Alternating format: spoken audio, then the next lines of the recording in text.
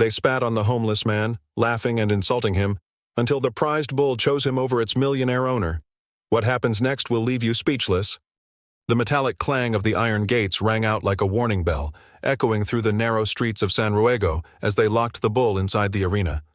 The sound carried a weight that silenced even the nearest vendors for a breathless moment before the hum of chatter rose again. Torches blazed above the high stone walls, throwing restless shadows across the cobbles. The crowd pressed toward the entrance, men shouting wagers and arguments, children tugging at sleeves, and hawkers raising clay cups of wine high above their heads. Amid all the movement, unmoving as stone, sat a man near the gutter with his back against the cracked wall. His name was Mateo. His knees were drawn close to his chest, arms wrapped around them loosely, as though conserving what little warmth the evening breeze did not steal. His beard was thick and uneven, his hair falling in tangled strands over a face that had seen more winters than meals. Yet his eyes betrayed something unexpected. Beneath the weight of hunger and dust, there lived a sharpness, an alertness that refused to bow to misery. He stared past the vendors, past the laughing faces, past the banners that hung from the balconies, and fixed his gaze on the arena gates. The crowd roared for spectacle, but Mateo's silence was its own kind of defiance. A group of boys spotted him. One pointed, his voice carrying over the chatter. "Look! The beggar thinks he's part of the festival!" Laughter rippled among them. One boy leaned down, grabbed an orange peel from the street, and tossed it toward Mateo's bare feet. Another spat, the wet sound hitting the stones near Mateo's leg. "The bull would sooner crush you than bow to you," one of them sneered, puffing his chest out as though his insult were worth applause. Mateo did not flinch. He did not lower his eyes, nor did he raise his voice in return. Instead, he shifted slightly, bringing his chin forward, his gaze never leaving the closed iron gates. The boys, unsettled by his indifference, eventually grew bored and ran off toward the plaza. The air carried their laughter away, but the sting of mockery clung to Mateo's skin. Still, he said nothing. An older man selling roasted chestnuts on the corner shook his head as he watched. "A waste of space," he muttered under his breath, though not so quietly that Mateo could not hear. If he had any dignity, he would leave this town instead of rotting in the streets. The vendor's hands moved briskly, scooping nuts into paper cones, but his eyes lingered on Mateo with the same disdain as the others. The homeless man remained still, his silence harder than the stone he leaned against. Inside the heart of San Ruego, preparations of another kind were unfolding. Esteban Vargas, land baron and self-proclaimed patron of the festival, paced within a lavish chamber that overlooked the arena. His crimson sash shimmered in the lamplight, stitched with gold that caught every flicker of flame.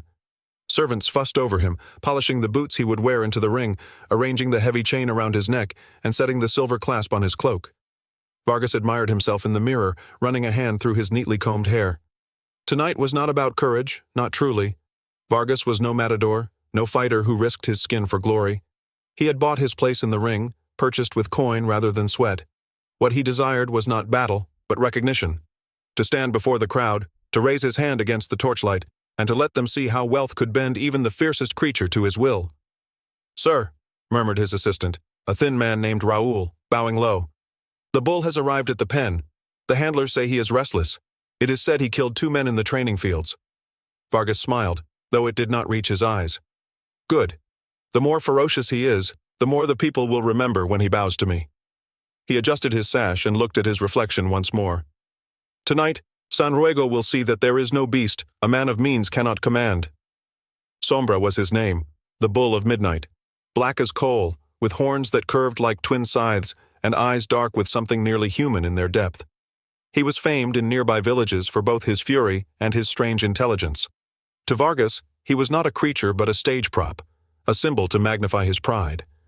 Back outside, the streets tightened as the crowd swelled toward the arena. Mateo rose slowly from his place against the wall. His legs ached from stillness, but he moved with a quiet purpose, threading himself into the edges of the throng. He walked without destination, yet his eyes remained drawn to the gates, to the place where metal and wood confined the beast. Vendors shouted in his ears, "Chestnuts, warm chestnuts! Wine strong enough to burn the throat! Tokens, get your tokens for wagers!" The air smelled of roasted meat, smoke, and sweat. Laughter, drunken songs, and shouts for glory mixed with the rattle of tambourines. Yet in all the noise, Mateo heard only the distant sound of the bull inside the pen, the scrape of hooves, the low rumble of breath, the heavy thud against the boards. Some men passing by sneered at him, brushing his shoulder roughly as they walked. One barked, "Make way, beggar, before you are trampled underfoot." Mateo stepped aside, his face calm, though his hand lingered on the wooden barrier as though grounding himself against the swell of people. His silence was mistaken for weakness by most, but there was a steadiness in his stillness that the crowd did not understand. The torches flared brighter as the evening deepened, and the drums beat louder, summoning all of San Ruego to witness. Boys climbed onto the walls, men lifted their sons onto shoulders, and the roar of anticipation swelled like a storm. The town awaited the clash of man and beast, yet none of them noticed that one man in rags stared with more intensity than the Lord in his finery. Mateo leaned forward, his eyes unblinking, his lips parting ever so slightly. To the crowd, he was a shadow at the edge of celebration, but inside him, a memory stirred, of fields once tilled by calloused hands, of nights when he had slept not on stone but on hay, with the steady breathing of animals close by. The world had forgotten his name, but not all bonds are broken by time. His silence carried a promise, though no one around him could hear it. The gates would open soon, and San Ruego's night of entertainment would not go as expected. But Mateo's quiet, watchful expression hinted at another truth. He seemed to know something about the bull, though no one had asked him. The stage was set for arrogance to clash with patience, and San Ruego's night of entertainment would not go as expected. The gates swung open with a heavy groan of metal and wood, and the crowd erupted into wild cheers. Torches flared, shadows leaping across the arena walls as the long-anticipated spectacle began. Esteban Vargas stepped proudly into the ring, his polished boots glinting under the firelight, his crimson sash stitched with golden threads catching every flicker. He raised his hand high, soaking in the noise like a man drinking fine wine. His chest swelled, his smirk carved into his face as though he had already won the moment. The crowd roared louder, their cheers mixing with whistles and claps, and Vargas let the sound fuel him. This was his stage, his triumph, and he wanted every man, woman, and child in San Ruego to remember his name. From the opposite gate came thunder. Sombra, the massive black bull, burst into the arena like a storm unchained. Dust exploded under his hooves, rising into clouds as he tore across the sand. His horns glinted sharp as ivory, catching the firelight with a dangerous sheen. The ground trembled with each step, and a collective gasp rose from the crowd. Even those who had seen bulls before had never seen one like this. Larger, darker, more alive with fury. Yet Vargas did not falter. He stood tall, lifting both arms as if welcoming the beast itself. "Behold, the strength of man over beast!" Vargas bellowed, his voice booming across the arena. His cloak shifted dramatically as he raised his chin, basking in the cries of approval. To him, the bull was nothing more than a tool to elevate his greatness. Fear had no place in his heart, for he believed wealth could purchase courage, just as it had purchased the animal now pacing before him. But Sombra did not charge. He slowed, tossing his head with a guttural snort. His nostrils flared as he sniffed the air, hooves stamping the ground not in readiness to attack but in restless searching. He swung his head left, then right, his dark eyes sweeping the ring as though the man in red before him was not the one he sought. The crowd's cheers faltered, confusion spreading like smoke. Some shouted encouragement, others booed, impatient for violence. Vargas frowned, irritation flashing in his eyes. "Forward!" he barked, motioning to the handlers at the edge of the arena. They jabbed long poles through the barrier, trying to provoke the beast. But Sombra did not obey. Instead, he stilled, ears twitching, as if hearing a sound no one else could hear. The torches crackled. The crowd's noise became a restless buzz. The air itself seemed to pause. And then it happened. From the shadow of the barrier, a figure stepped into view, thin, ragged, barefoot. Mateo had slipped into the outer ring unnoticed, moving as if drawn by something beyond choice. He stopped only a few paces from the wooden fence, dust swirling up around his legs. His face, roughened by hunger and years of hardship, was locked in focus. His eyes, dark and unblinking, fixed themselves on Sombra. A murmur swept the stands. "It's the beggar. What is he doing here? Has he lost his mind?" The same men who had spat at Mateo earlier now leaned forward, confusion twisting their expressions. Even Vargas blinked in surprise before barking a sharp laugh. "Remove him!" Vargas demanded, pointing at Mateo as though swatting a fly. "This is my arena, not a place for vermin." His voice rang proud, but his eyes flicked nervously toward the bull, who had yet to move. Sombra's ears twitched again. His great head swung, not toward Vargas, but toward Mateo. The bull's breath came heavy, misting in the torchlight. His hooves pressed into the dirt with measured steps as he shifted his enormous weight and began to move, slowly, deliberately, toward the ragged man by the barrier. The crowd's murmur rose to a hiss of whispers. He's looking at him. Why does the bull go that way? What is happening? The excitement that had belonged to Vargas was slipping away, siphoned into shock and disbelief. Mateo stood still, not flinching as the beast approached. His body was tense, but his eyes never wavered. He breathed slow and steady, though his heart hammered in his chest. To the crowd it looked as though he was frozen by fear, but something deeper held him in place. His lips parted slightly as though he were about to speak, but no sound came. Vargas stepped forward, raising his arms again, desperate to reclaim the moment. "Sombra! Here!" he barked, stamping his boot. "Face me! Show them your master!" His voice cracked against the arena walls, sharp with impatience. The handlers prodded again, their poles jabbing at the beast's hide, but Sombra ignored them. His heavy head lowered slightly as he drew closer to Mateo, dust puffing under his hooves. The beggar and the bull locked eyes. For a heartbeat, the arena fell silent. Even the torches seemed to burn quieter. The massive animal stood not 10 paces from the man the town had despised, his breath ragged, nostrils wide, body taut with restrained power. Then, with a slow, deliberate motion, Sombra lowered his head further, not to charge, but to acknowledge. The silence shattered into gasps. The crowd, stunned beyond words, leaned forward in disbelief. The same people who hours earlier had laughed at Mateo, who had thrown peels at his feet and spat in his path, now sat unmoving, their eyes wide with awe and confusion. They watched as the beast they feared, the monster bred for power, bowed his head to the man they despised. Vargas's face twisted. His smirk crumbled into disbelief, then into rage. "No!" he shouted, his voice strained with desperation. "Drive him back! That wretch has bewitched the animal!" He spun toward the handlers, his hands clawing the air as though command alone could bend reality. But Sombra refused. The bull's eyes, dark and unyielding, never left Mateo's. His massive chest rose and fell with deep breaths, his horns gleaming in the light as he held his position. A tension thicker than steel hung over the arena.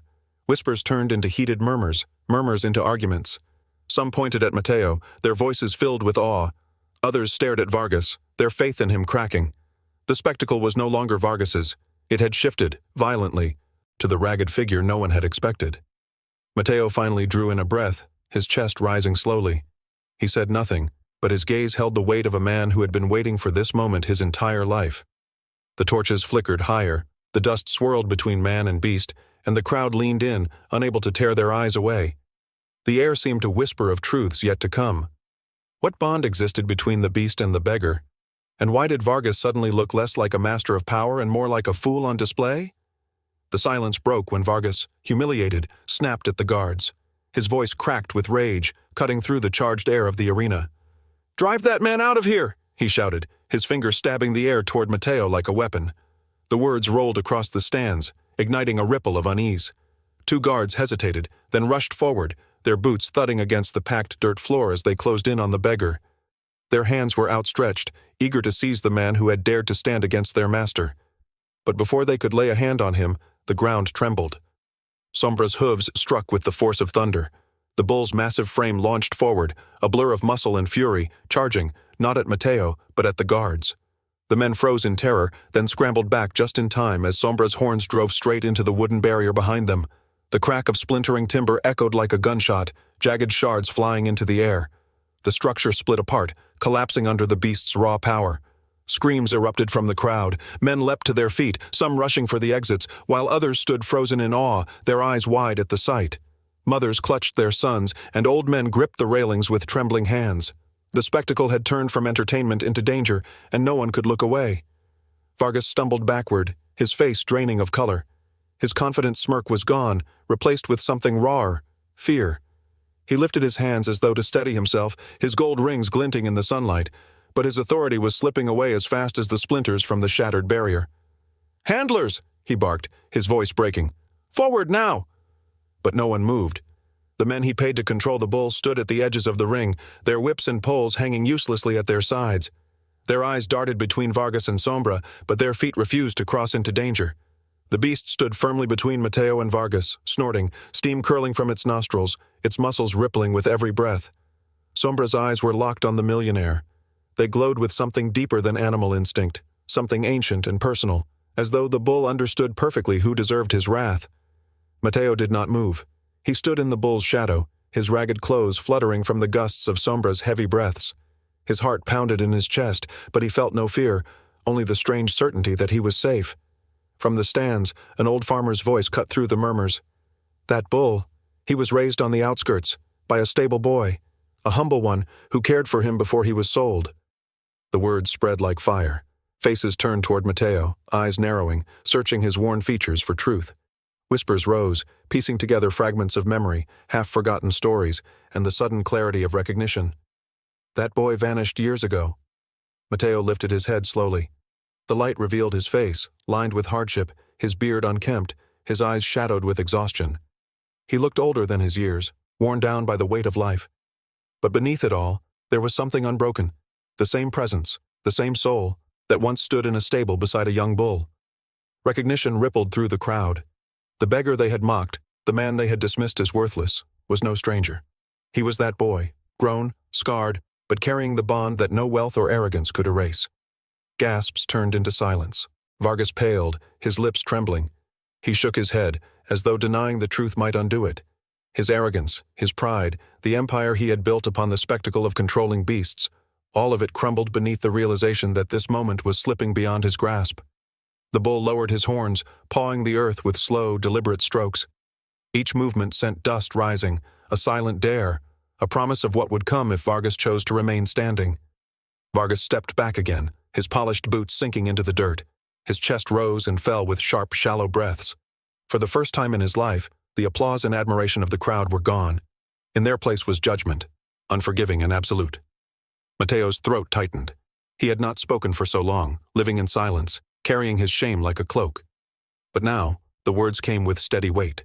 He looked at Vargas, then at the bull, and his voice, though quiet, carried across the hushed arena. He remembers. 2 words, yet they shattered the illusion Vargas had built. The crowd stirred, the sound of shifting bodies filling the air like a wave. Men who had laughed at Matteo now bowed their heads, struck with awe. Even those who had never cared for bulls, who had only come to watch blood and victory, felt something sacred in the bond laid bare before them. Sombra snorted, the ground trembling beneath his hooves. He did not move from his place beside Matteo. To the crowd, it was undeniable. The beast was not Vargas's possession, not his trophy, not his entertainment. He belonged to Matteo. The roles had reversed, and everyone knew it. Vargas stood trapped, exposed under the gaze of hundreds. His wealth meant nothing here. His command held no power. His arrogance had led him into a battle he could not control, and now, with the bull poised against him, he had nowhere to hide. The spectacle had turned into judgment, and Vargas had nowhere to hide. The torches of San Ruego's arena still smoldered when dawn broke the next morning, their smoke curling into the pale sky like the last breath of a storm. Whispers of the spectacle spread faster than the wind. In the taverns, the markets, even the narrow alleys where beggars once fought for scraps, the same story was retold. A homeless man had stood in the sand, fearless, while the wealthiest man in town had trembled before the eyes of thousands. By noon, San Ruego was not the same place it had been the day before. Matteo walked slowly down the cobbled streets, his bare feet brushing against the dust, while Sombra followed at his side. The bull's massive body moved like a shadow-given form, his horns gleaming faintly in the light. Townsfolk stopped in their tracks at the sight of them. These were the same men who had once mocked Matteo, spitting at his feet, tossing coins at him as though feeding a stray. But now their eyes carried a different weight, caution, awe, and something Matteo recognized but did not welcome. Respect. "Matteo!" one of the bakers called out from his stall, his voice trembling as though the word itself might break. He hurried forward, holding a loaf of warm bread. "Please, take this. It's yours, no cost." The man's hands shook as he offered the bread, his face flushed with shame. Matteo accepted it silently, nodding once before moving on. He did not smile, nor did he scorn. To him, the gesture was not a gift, but a confession. At another corner, a tailor approached, his arms full of folded clothing. "Matteo," he said, swallowing hard, "these are for you. No man should walk in rags after what you've done." The crowd that gathered grew each time he moved through the streets. Some offered food, others clothes, and still others their apologies. Men who had once laughed at him now bowed their heads. A carpenter who had once driven him from a doorway now placed his hand over his heart and muttered, "Forgive me." Matteo said little. He carried no anger, but neither did he carry gratitude. His mind returned to the arena, the echo of the crowd, the trembling of Vargas, the unshaken presence of Sombra. To him, that night had already proved what words could not. Respect was not something a man could buy, demand, or trade. It was something lived. Still, the town could not let go of what it had seen. Whispers grew louder, turning into proposals. "Matteo should lead the festival this year. a butcher declared in the tavern, slamming his hand against the table. "Let him speak for us. Let him stand for the poor." Others agreed. "Yes, yes. A man like him, untouched by gold, he will not betray us." Within days, men approached him with requests. A group of younger laborers caught up to him in the marketplace. Their leader, a wiry man with sharp eyes, said, "Matteo, we need someone like you. Someone the people trust. Speak for us in the council. Lead us." Matteo looked at them quietly. His voice, when it came, was calm but firm. "I am no leader. My life is mine. My bond is here."